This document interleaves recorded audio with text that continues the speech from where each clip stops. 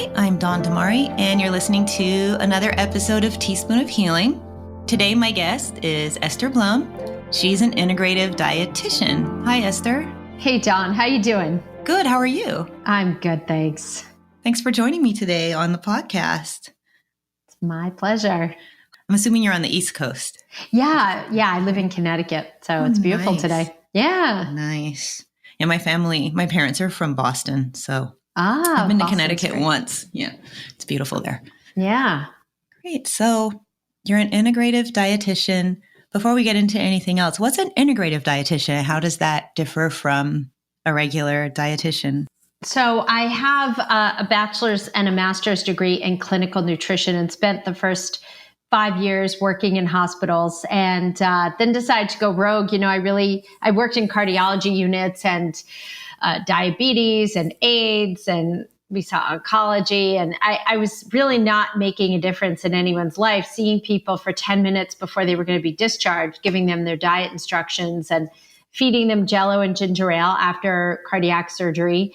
So I decided to get certified in functional medicine because even though I had 2 degrees, and this is the irony, I took a class at NYU called Vitamins and Minerals, and we got there and the professor said, well, everything you need is in food, so you don't need to take vitamins and minerals. So that was incredibly frustrating. So I decided to, as I mentioned, go through a functional medicine certification and really learn so many applications that were not taught in the conventional dietetics program of diet and supplement therapy, nutrients and herbs and really different diets out there. And I'm so glad I did because I literally was reading, my copy of Today's Dietitian this week, and they were quoting dietitians saying, well, if someone is celiac, I tell them not to give up gluten. And I was thinking, this is malpractice. This is blatant malpractice. And I have a real problem with that. When I know, in fact, I've been doing this for over 26 years and there is not a celiac out there who can tolerate gluten in this country. Now, you go to other countries where the crops have not been sprayed with glyphosate and all sorts of chemicals, and then they can tolerate gluten. Maybe it's the chemicals they're not tolerating. But either way, in this country, this is what we have to play, the cards we've been dealt. And so thankfully, I have my ways that I can practice and treat people and actually help them get better. I love that. I think it's important for dietitians to be on the forefront of this because that's how it's going to change. That's the only way it's going to change. But for those of you who are, there is a group on Facebook called Paleo RDs that I'm part of. So that's really great. And, Diana Rogers is in there and Lily Nichols, and it's a great group. So on this podcast, the guests often share their healing stories, whether it's physical ailments or emotional. So what brought you to nutrition and functional nutrition? Anything in your life that brought you there? Well, I come from a family of healers. My grandfather was a practicing physician till he was 95 and a half. He was an ears, nose, and throat doctor. He did surgery until he was 80. And then my father was a dermatologist. My mother was a nurse. So, and we had pharmacists in our family. So I was surrounded by medicine. I was surrounded by doctors who were compassionate healers who made house calls. My grandfather had an operating room in his house in Brooklyn. He had a 4-story home, and he and my grandmother took my tonsils out. My grandmother put the ether mask over my face, and my grandfather took my tonsils out, and he was the tonsil king of Brooklyn. So, I was very interested in medicine, but I knew I didn't want to endure medical school and residency. I knew the hospital was a jealous mistress, and I didn't want to dedicate that many years of my life to learning my craft. So even though with all the schooling I did, I definitely did, but obviously the hours are much better than a medical residency. So I like the academic requirements of nutrition, which are, as you know, basically pre-med minus the physics and a little less chemistry. So I did it just for the academic requirements. I didn't do it for any personal reasons, but later on in life, it certainly served me as I've gone through my own health challenges. But I really just enjoyed it. And why I went into functional medicine nutrition was just to learn clinical and holistic applications of nutrients and diets that the typical curriculum is not teaching. Well, that's awesome. And you're definitely right about that. And So you work a lot with women. And what is the most troubling health issue? What health issue do you see most often in your clients, in your female clients? Well, I do treat men for the record, Yes. but yes, I would say 75% of my practice is women, and most women come to me either with perimenopause, menopause, or postmenopause. Although I do see some younger women with fertility or very, very difficult periods. And I also see people with chronic gut inflammation. And so what most people don't realize is the two are truly interlinked. You cannot have a healthy menopause if you don't have a healthy gut. It's pretty darn hard to do it. Okay. So I treat both in my practice. And so I have a few listeners, and a lot of us are in our late 30s to early 50s. So perimenopause and menopause is a hot topic, and it's good to see some changes, some actual talk about it. In the past, nobody even talked about it. So how does the gut relate to hormones and perimenopause? So the gut microbiome, right? Let's just talk about that. It's comprised, it's like a genome of microbes, and that includes, bacteria and funguses and viruses. And the human intestine harbors trillions of these bacteria. It's its own endocrine organ, right? In the small intestinal tract. And so there are more, there are more bacteria in the human intestines than all the cells in the human body. It's pretty fascinating. So then you have a subset of that. You have the Esther Blum, and that's this collection of bacteria in the gut that metabolizes the body's circulating estrogen. And so it's the gut bacteria and the Esther Blum that really affects the estrogen levels, and that impacts weight and libido and mood. So if your gut is healthy, it's going to help keep your hormones in balance. We want to make sure that your estrogen and progesterone levels are optimized before and after menopause, because they fuel the good bacteria in the gut. Okay. So if you don't have proper regulation of your hormones, you can develop dysbiosis, and that's an imbalance of bacteria in your gut and or pathogens. So the other really important piece is, when you have a healthy gut microbiome, the Esther Blum, it produces optimal levels of this enzyme called beta-glucuronidase. And so forgive all the clinical talk, but it will make sense in a minute.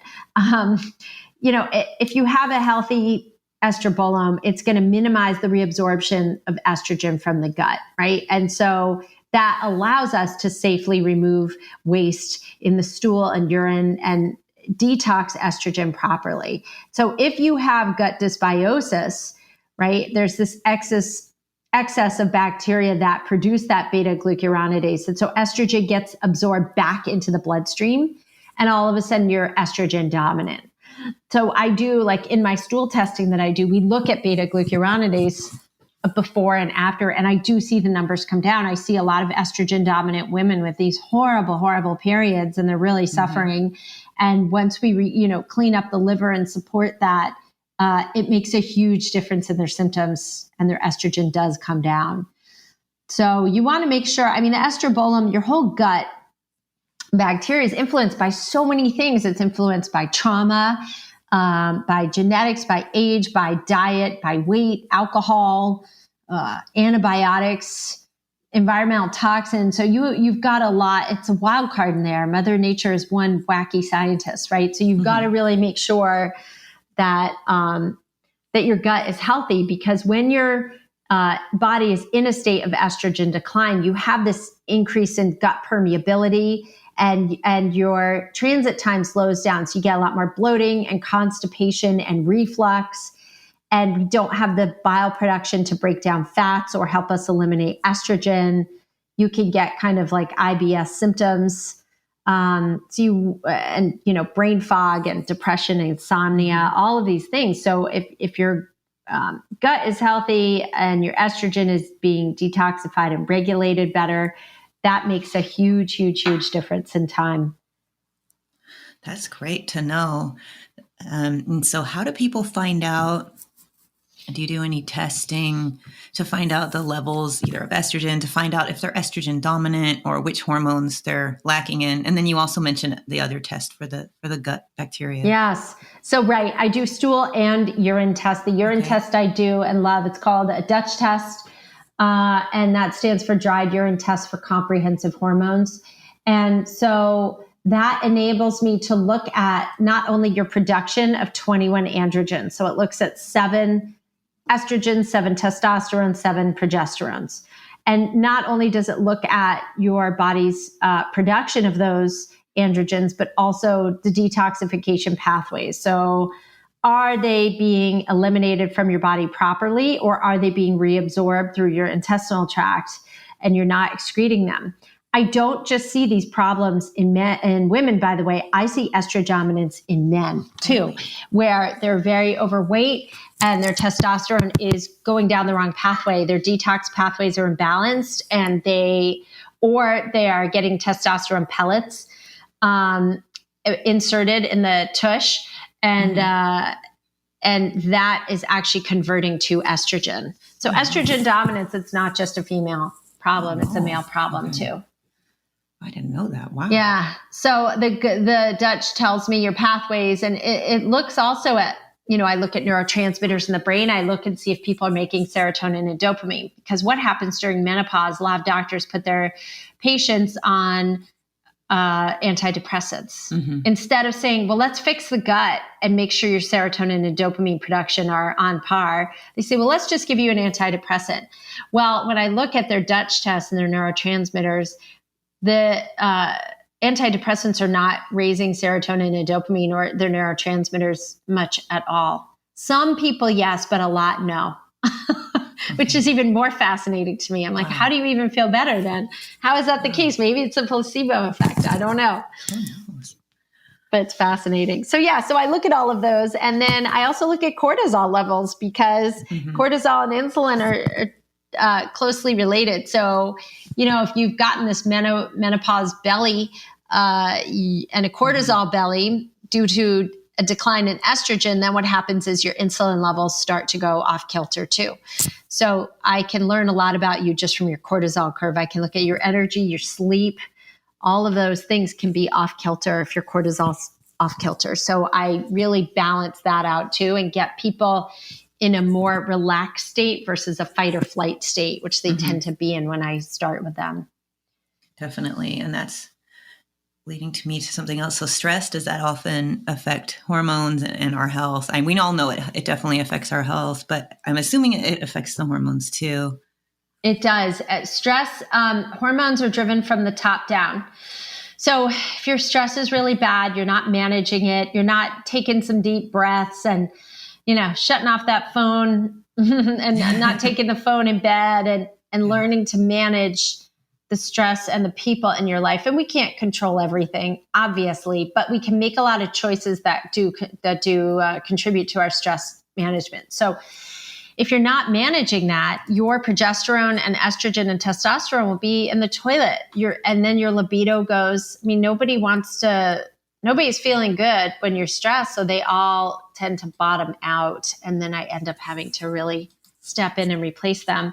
Also, when you're really stressed, your body in a fight or flight state does not produce the same amount of hydrochloric acid. So imagine if you're stressed, you're not producing a lot of hydrochloric acid that's digestive fire to break down and absorb your nutrients. And then your declining estrogen levels also cause a drop in hydrochloric acid production.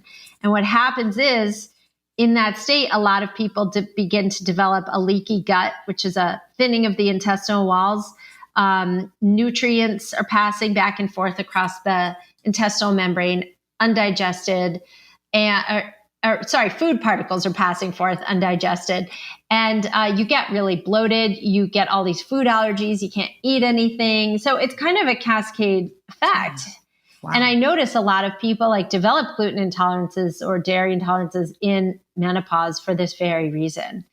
So menopause is a beautiful time for us to look at our lives and say, okay, I'm potentially halfway through. Where do I want the next 50 years to go, or the next 20 years to go? Or how am I going to make the most of my time left? What can I take off my plate?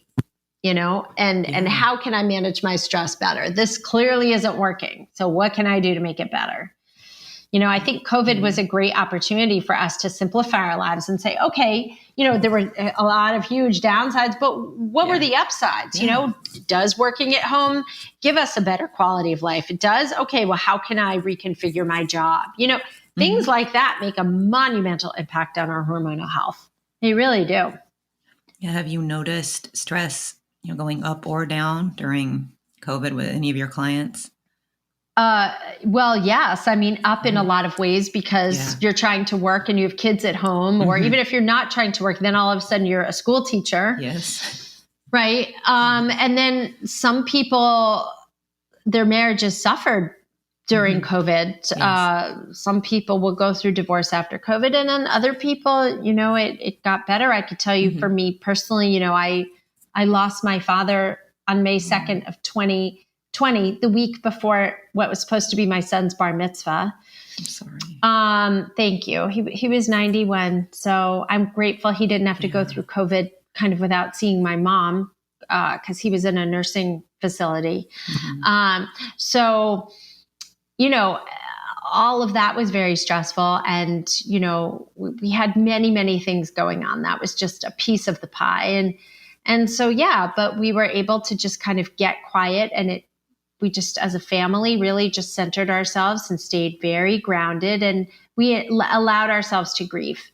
And he eventually had a very small, intimate bar mitzvah in the fall, which was great. But, it wasn't what we wanted or hoped for, but we were just grateful it happened. So, it's just life throws you these terrific challenges and times. And again, we're not homeless. We're not broke. We're not destitute. We have food on our table. We have love in our family. So we're grateful. But I don't think anyone left unscarred for sure. But we now have a new suit of armor because of it, That's for sure. That's a good way to look at it too. No, of course, no one expected this. And wow. And you can learn a lot. A lot of people have gone through a lot of tragedies, but I've also learned a lot through this time about themselves, I think. Now, what you do, it's finding the root cause. And you mentioned traditional Western medicine path that you started out on. So how does it differ? How does your approach differ than what a RD would do that doesn't have the functional training? In some dietitian circles, you are a heretic if you prescribe supplements. Like I remember going to a meeting, and this was a long time ago, but I remember going to a meeting for dietitians in business, right? And they said, everyone talk about how you treat diabetics. So, people said, I put them on the special diet, and they said, how do you treat diabetes? And I said, I put them on chromium and lipoic acid and some gymnema. And it was like, the room was silent. And this woman leaned into me and she said, we don't talk about that here. Wow. I was like, wow. And some people say, well, how can you live with yourself making money off of clients? I said, how can you live with yourself not helping them? I said, You may have really healthy patients. I have really sick patients who've been to many, many doctors and aren't getting better and are only getting gaslit by the system. So what I do differs because I am a fanatical advocate for my patients. I stand side by side. I call their doctor's offices. I call the insurance companies. I make sure that they are seen and heard and get the testing they need. And if they don't, guess what? Medicine is a business like any other. You find a new doctor. And I teach them that it's okay to leave the conventional system if you want a second or third opinion and go to a functional medicine doctor. And yes, it's more expensive up front, but it saves you money in the long run because you are investing in a permanent solution to your problems. And so that is what I do for my patients that are different than dietitians is I use diet therapies that are not taught in any dietetics curriculums. And I do everything from carb cycling to, higher carb to lower carb, higher protein. I do use plant-based to heal some chronic illnesses that some of my patients deal with, and then we get them back on high protein again. And I use supplements and nutrients and herbs, and I do testing and look at the best hormone replacement therapy if people are a candidate for that, and, help my clients make recommendations for their doctor, or I'll communicate directly to their doctor and say, based on the tests, is what I think their hormones should be based on. And sometimes the doctors listen and sometimes they don't. And then my patients gain 10 pounds and I have to send them to another doctor because they didn't get their hormone cocktail right. Mm-hmm. So it's really important. Again, that's why I'm like, hire someone. If you had a child that was struggling in school, right, you could hire an advocate for them to go back to the school and say, this is what my child needs, right? Well, we have to do the same thing with our own health. We have to learn to advocate for ourselves and say, no, if a doctor's not listening to you or hearing you, or if you say, this is a cocktail I want, and they're not going to hear you, find another doctor. It's really simple. So I go above and beyond what a traditional dietitian will do. I don't know, as I said, many dietitians who do what I do at all. I do a lot of testing that doctors do. So spent a lot of time just doing research and educating myself and getting my continuing ed credits, going to seminars. I have many doctors who mentor me, and just hungry for knowledge to help people, because if I'm not helping people get better, then I better learn a lot more than I know. That's great. And so you do refer them to doctors. I was going to ask what you did after you find out the root cause. So then you have them either go to their doctor or seek out another doctor. Yes, either for prescriptions. Some people need antibiotics or antiparasitics when I do their stool tests. Sometimes, they have parasites that require a combination of antibiotics and antiparasitics. Also, I do extensive blood work, and so I will send them to their doctor for blood work. And that's way more than just the standard complete blood count, which tells you nothing. Mm-hmm. Or they'll tell you you're quote unquote normal. Normal's not optimal. So I really look much deeper under the hood. And then, yes, if somebody's on hormones, of course, I have to send them to a doctor. I can't prescribe. I can only recommend. And now what about some of us, I'm going back to this Dutch test, that have been to an endocrinologist, or they just went to their OBGYN or their regular doctor, and they had their hormones tested, and they say, everything's normal. So you mentioned that normal is not optimal. So is the Dutch test maybe a next step if they're just telling you everything's fine, but that you don't feel fine? Yeah. So it absolutely is a next step. And depending where you are in your menopausal cycle, it may not be wholly accurate. Or if you're on Mirena or the pill, it definitely won't be fully accurate. But I always tell people, just start where you're at and let's just get some baseline, some point of reference, and let's start there. So yes, the problem with the blood test is great. It's a great comparison to look at both, but a blood test will only check on average 3 to 5 androgens, whereas a Dutch test tests 21. And a blood test will never look at your methylation or your detoxification pathways, and a Dutch will. And, it's nice because the two tests I do really speak to each other.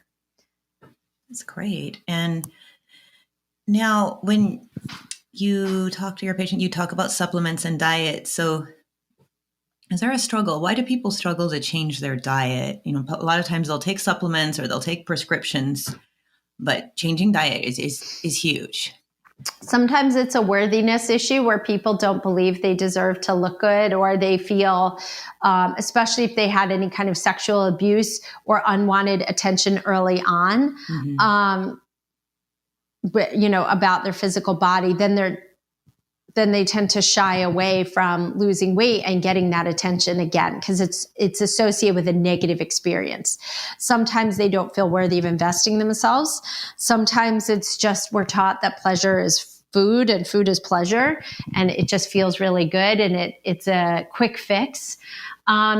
Sometimes it's just a lack of understanding the physiological effect that food has and how you can control your cravings and your appetite by increasing your protein, for example.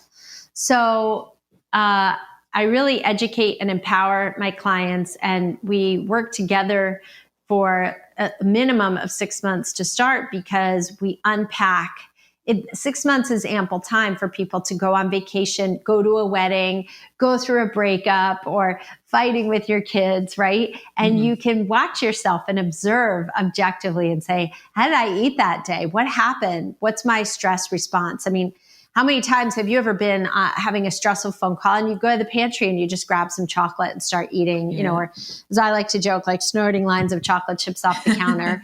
So like you want to make sure, you know, that you really understand your patterns so that you can disrupt them. And you often need someone to help you do that. Sometimes it's also hard to lose weight without a lack of structure and accountability and a plan. You honestly need a partner to do it. So it's all those things combined, I think. So having a partner would really help.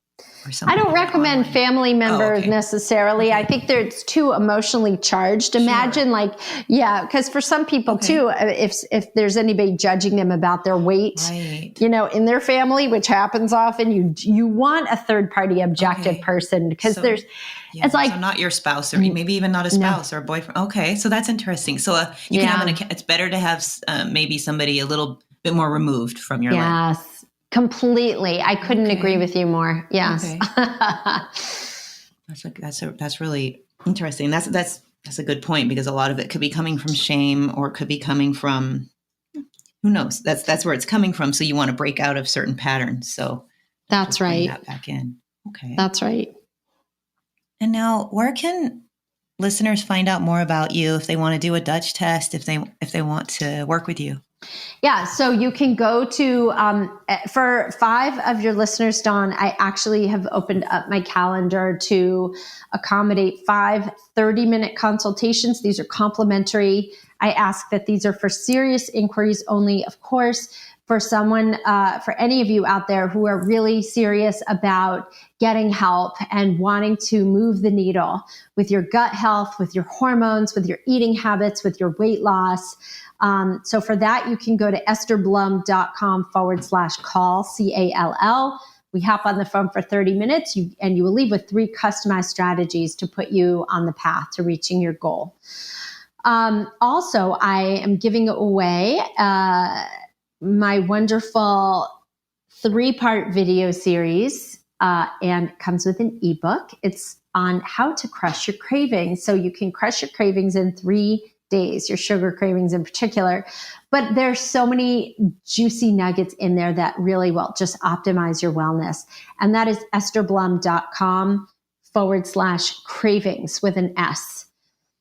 And so when you go there, you can absolutely get support. And then I'm on Instagram as well at Gorgeous Esther is my handle.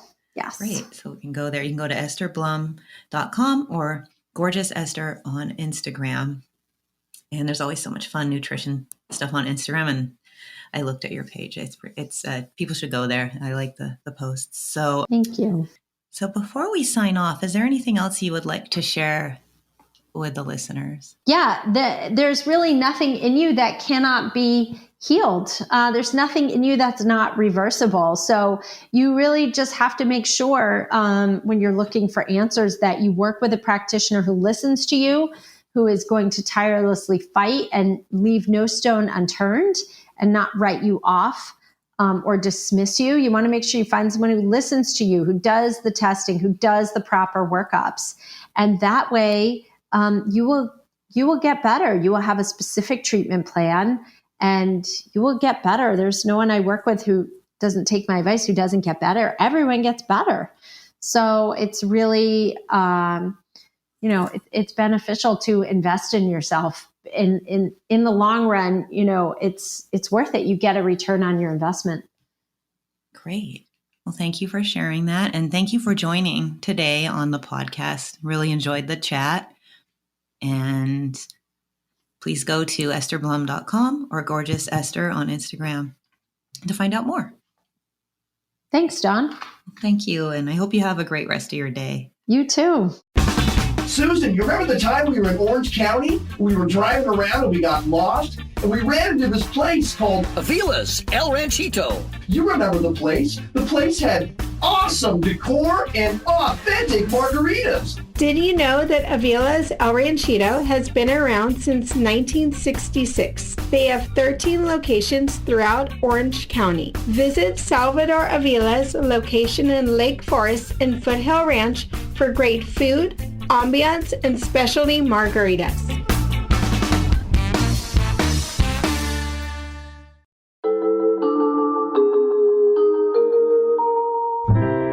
This podcast is for informational purposes only and does not constitute medical advice. Please consult a physician or other health professional before undertaking changes in lifestyle or wellness habits. The author claims no responsibility to any person or entity for any liability, loss, or damage caused or alleged to be caused directly or indirectly as a result of use, application, or interpretation of the information presented herein.